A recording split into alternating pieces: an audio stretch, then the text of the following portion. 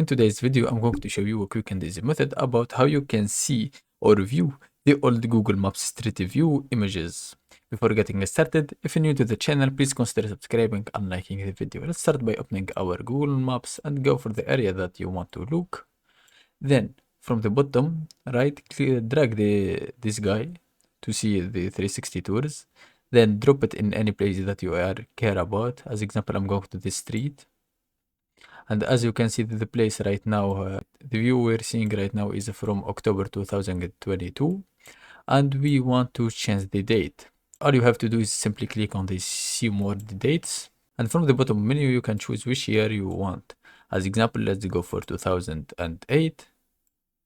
And as you can see, no many changes has been applied on the street. And in other areas, you maybe see new development. As you can see, the trees has been bigger because of course it's a new images. As you can see that the tree right here is so big. In 2017 it's not green anymore. And that's it. I hope this guide was helpful. If it is, please consider subscribing and liking the video. Thanks for watching.